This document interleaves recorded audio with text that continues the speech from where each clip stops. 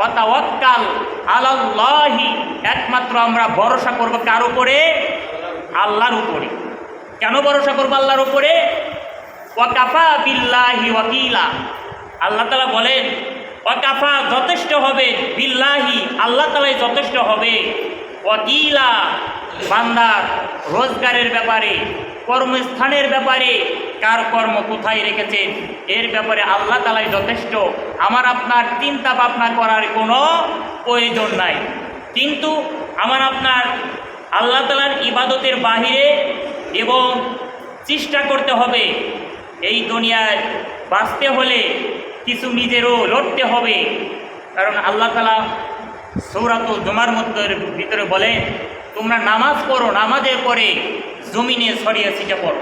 এখনে তো বলে নাই আল্লাহ তাআলার উপরে ভরসা করতে হবে আর নিজের কৌশলে নিজে চলতে হবে, তাহলেই আল্লাহ তাআলা আমার আপনার জন্য যথেষ্ট হবে। যাই হোক, কীভাবে আল্লাহ তাআলা জমিনেও খাওয়ায় এবং বিপদের মুখেও আল্লাহ তাআলা নজর রাখে বান্দার উপরে। যেরকম আপনারা সকলেই শুনেছেন আসহাবে কাহাফের ঘটনা, তারা কি না বিপদে পড়েছিল, কি আশ্চর্যজনক বিপদের মধ্যেও আল্লাহ তাআলা কিন্তু এই সমস্ত বান্দাদের প্রতি আল্লাহ তাআলা নজর রেখেছিলেন। তাদের থেকে কিন্তু আল্লাহ তাআলা বিমুখ হন নাই। কেন বিমুখ হন নাই? আল্লাহ তাআলার কোনো ছেলে নাই, আল্লাহ তাআলার কোনো মেয়ে নাই, আল্লাহ তাআলা ঘুমায় না, আল্লাহ তাআলা কোনো কিছুই করেন না, সদা সর্বদাই তিনি জাগ্রত অবস্থায় থাকে। এই জন্য বান্দার সমুদ্রের মাঝখানে কি নৌকা ডুবে যায়, ওখানেও কিন্তু আল্লাহ তাআলার নজর থাকে। গর্তের ভিতরে পলায়ন করে, সেখানেও কিন্তু আল্লাহ তাআলার নজর থাকে। মোট কথা প্রত্যেকটা জায়গায় আল্লাহ তাআলার নজর সীমাবদ্ধ, আল্লাহ তাআলার সীমাবদ্ধের বাহিরে কিছুই নাই। যাই হোক, আন আব্দুল্লাহ ইবনে উমর রাদিয়াল্লাহু তাআলা আনহুমা ক্বালা সামিতু রাসূলুল্লাহি সাল্লাল্লাহু আলাইহি ওয়াসাল্লাম ইয়াকুল ইন তালাকা সালাসা। বুখারী শরীফের হাদিসের ভিতরে আন আব্দুল্লাহ ইবনে উমর রাদিয়াল্লাহু তাআলা আনহুমা, হযরত আব্দুল্লাহ ইবনে উমর রাদিয়াল্লাহু তাআলা বর্ণনা করেন, ক্বালা রাসূলুল্লাহি সাল্লাল্লাহু আলাইহি ওয়াসাল্লাম সামিতু, আমি শুনেছি, ইন তালাকা সালাসা, কোনো এক নবীর উম্মতেরা তারা বিপদে পড়েছিল। ইন তালাকা সালাসা, তারা ছিল 3 জন, কিন্তু তাফসীরের কিতাবের ভিতরে আসছে তারা ছিল 5 জন। আবার কোথাও আসছে তারা ছিল 6 জন। আবার কোথাও আসছে তারা ছিল 7 জন। আবার কোথাও আসছে তারা ছিল 8 জন, অর্থাৎ 8 জন ছিল। এখন আল্লাহ রাসূল সাল্লাল্লাহু আলাইহি সাল্লামকে প্রশ্ন করলেন সাহাবায়ে কেরাম, ইয়া রাসূলুল্লাহ, ইয়া হাবিবাল্লাহ, এখন তো আমাদের ভিতরে ইখতিলাফ এসে গেল, কোথায় আসছে 3 জন, কোথায় আসছে 5 জন, কোথায় আসছে 6 জন, কোথায় আসছে 7 জন, কোথায় আসছে কুকুর দিয়ে 8 জন। তখন আল্লাহ তাআলা সূরাতুল কাহফে আয়াত দ্বারা বলেন, কুলিল্লাহি আ'লাম, এ সম্পর্কে আল্লাহ তাআলাই ভালো জানেন, তোমরা এ নিয়ে কোনো দ্বিধাবোধ করার কোনো সুযোগ নাই।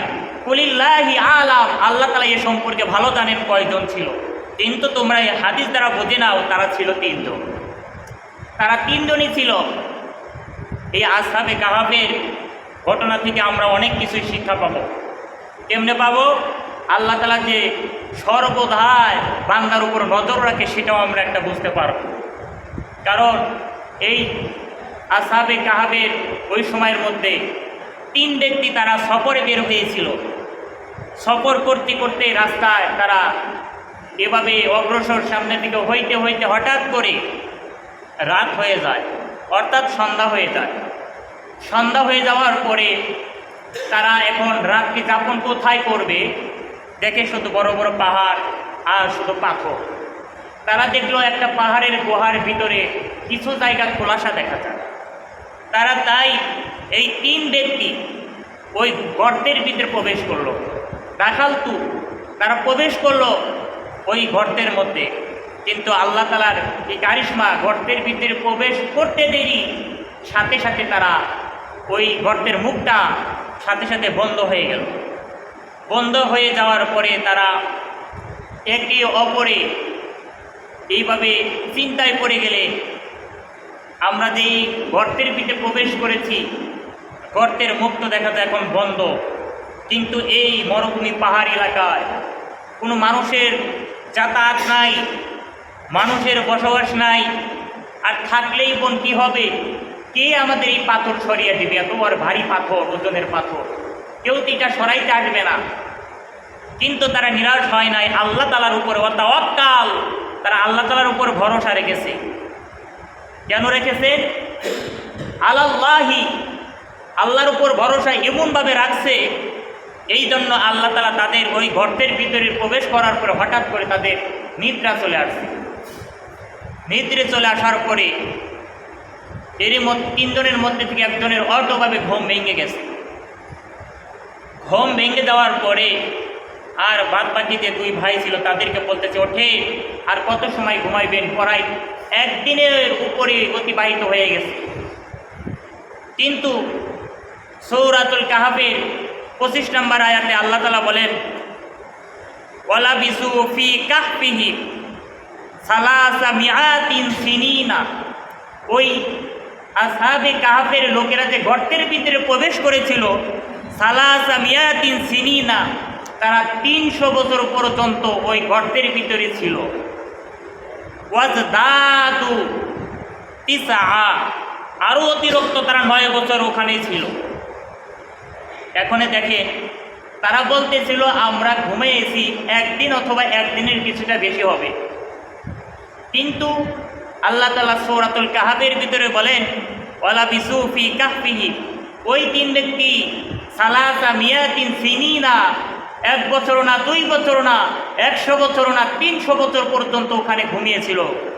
ওয়াজদাদু তিসআ, আরও অতিরিক্ত তারা 9 বছর ছিল। তাহলে এখানে মোট আমরা পাইলাম তারা ওই গর্তের ভিতরে ছিল 309 বছর অবস্থান করেছে সেই গর্তের ভিতরে। কিন্তু তারা বলতেছিল আমরা মনে হয় একদিন অথবা একদিনের কিছুটা বেশি হয়েছে। কিন্তু ওই 309 বছর পর্যন্ত তারা ওই গর্তের ভিতরে ছিল। কে তাদেরকে খাওয়াইলে, কে তাদেরকে রিজিক দিলে, কে তাদেরকে লালিত পালিত করে? কারণ যদি আমার আপনার ভরসা একমাত্র ওয়াতাওয়াক্কাল আলাল্লাহ, আল্লাহর উপর ভরসা হয়, ওয়াকাফা বিল্লাহি ওয়াকিলা, আল্লাহ তাআলাই আপনার আমার জন্য যথেষ্ট হবে। আপনার আমার রুজির জন্য পেরেশান করতে হবে না।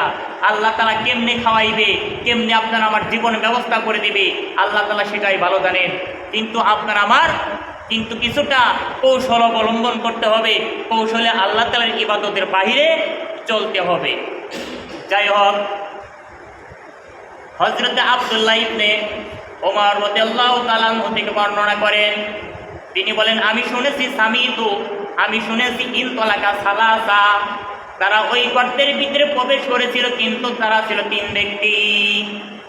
তাদের মধ্যে থেকে একজন জাগ্রত হইয়া বলতে লাগলো, বুখারী শরীফের হাদিসের ভিতরে এর বিস্তারিত বর্ণনা।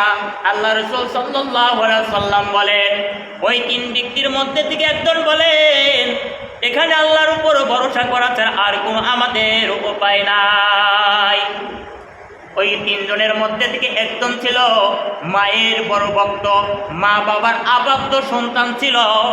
মা বাবার কথার বাহিরে কিন্তু একজন কোথাও যাইত না।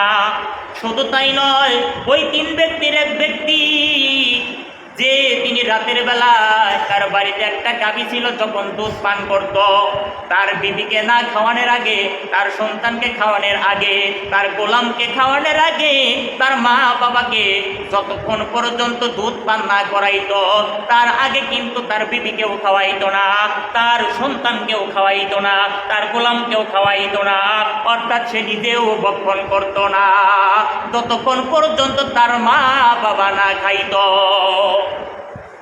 আল্লাহ রাসূল সাল্লাল্লাহু আলাইহি ওয়াসাল্লাম বলেন, শুধু তাই নয়, এই ব্যক্তি হঠাৎ করে একদিন একটু বিকাল সন্ধ্যাবেলায় যখন তারা ঘুমিয়ে যাবে মানুষেরা, এই সময় একটু বাহিরে গিয়েছিল।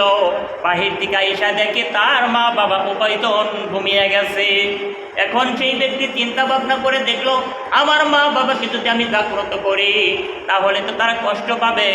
তাই ভেবেছে সারা রাত্রি পর্যন্ত তার মা বাবার মাথার সামনে দাঁড়িয়েছিল এবং গিলাসে যেই দুধ ছিল সেই দুধটা লইয়া দুধ নিয়ে দাঁড়িয়ে থাকার পরে এইভাবে যখন ফজরের আযান দিয়ে দিয়েছে, তার মা বাবা উঠিয়া দেখে তার সন্তান হিটানের সামনে দাঁড়ানো।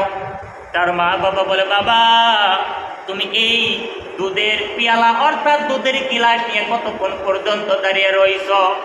এইবারে সন্তান দুই চোখের পানি ফালিয়ে দিয়ে বলতেছে, বাবা মা,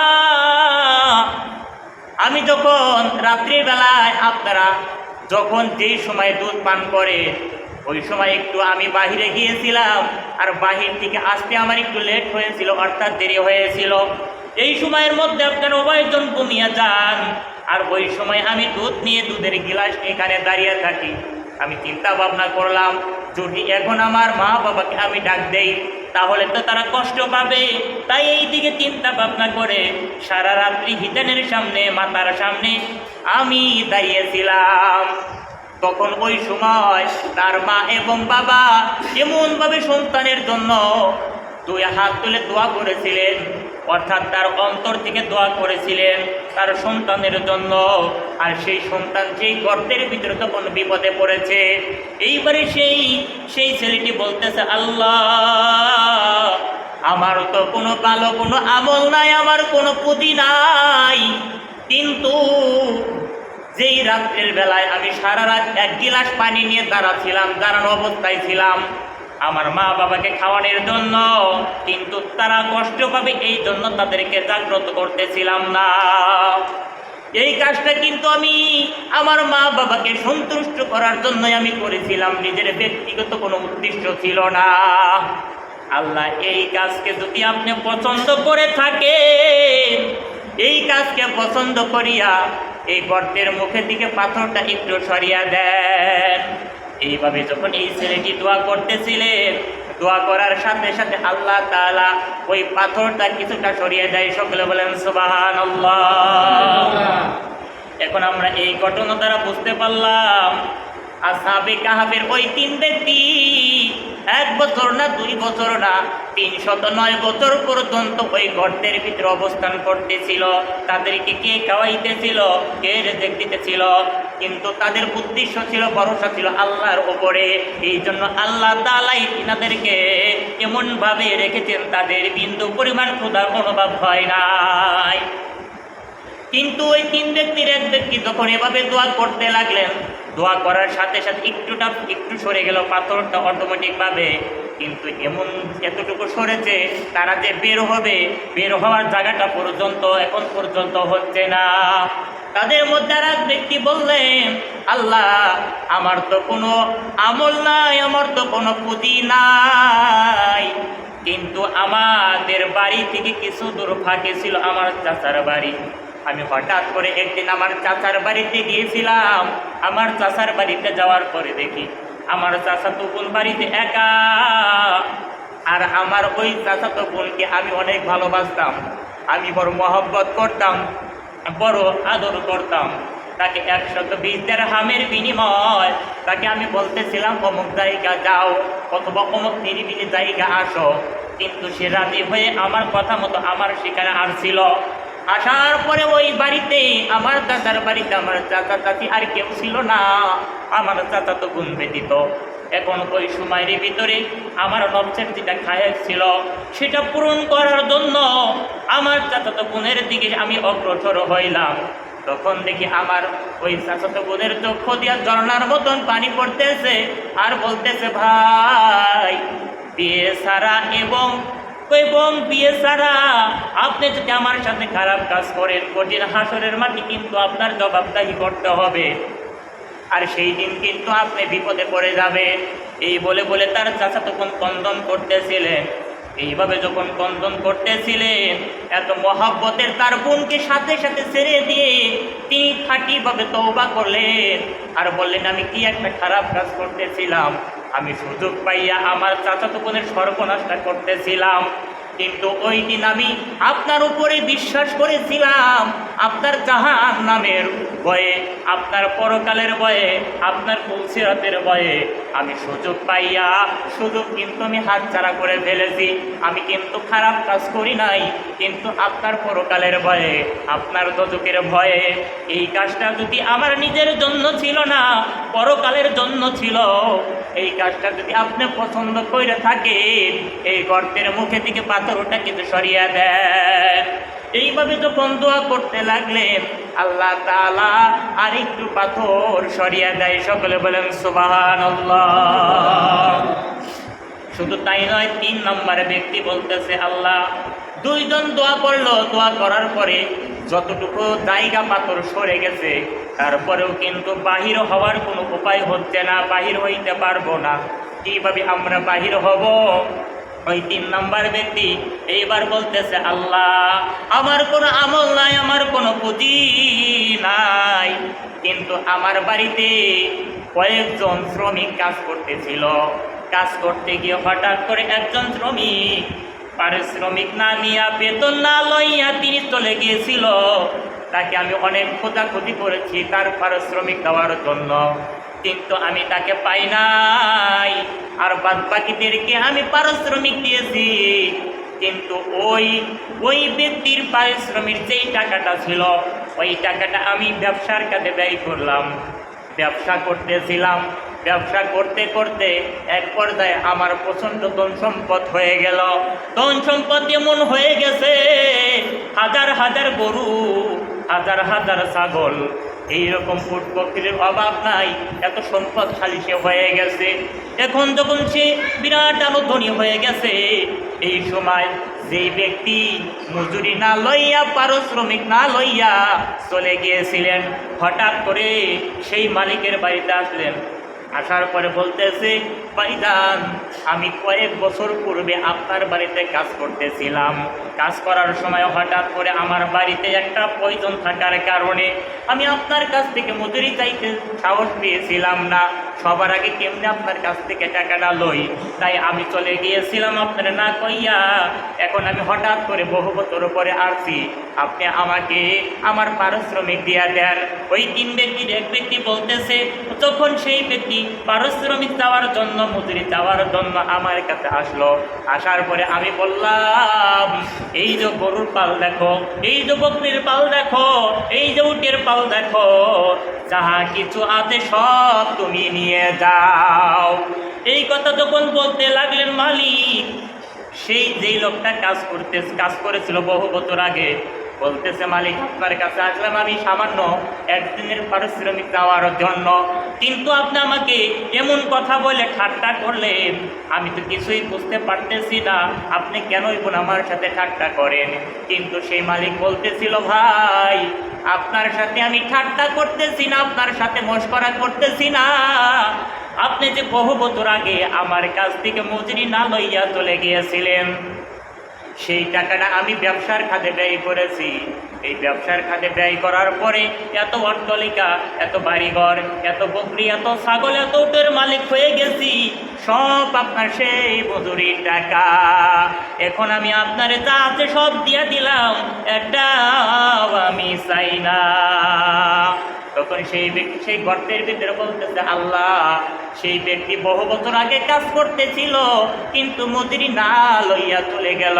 তার পরবর্তীতে যখন আইসা মজুরির কথা বলল আমার কাছে, তার সেই মজুরির টাকা দিয়ে যত লাভ হয়েছিল, যতগুলো গরু ছিল, যতগুলো বকরি ছিল, যতগুলো উট ছিল, যতগুলো দুম্বা ছিল, যতগুলো বেড়া ছিল, সব কিছু আমি তাকে দিয়ে দিলাম।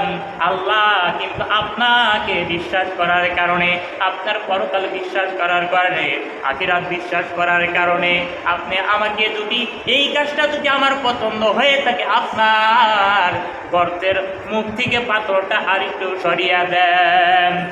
এইভাবে যখন দোয়া করতে লাগলেন, দোয়া করতে করতে যখন এইভাবে সে দোয়া করলেন, সাথে সাথে পাথরটা সম্পূর্ণভাবে সরিয়ে যায়। সকলে বলেন সুবহানাল্লাহ। এই ঘটনা দ্বারা আমরা আসহাবে কাহাফের ঘটনা দ্বারা বুঝতে পারলাম, আল্লাহ তাআলার উপর যদি সঠিকভাবে ভরসা থাকে বান্দার রিজিকের চিন্তা করতে হবে না, দৌড়াইতে হবে না। আপনি যেখানেই যান, যেখানেই চলে যান, সেখানেই বিপদে পড়বেন, সেখানে আপনার দিকে আল্লাহ তাআলা নজর রাখবে।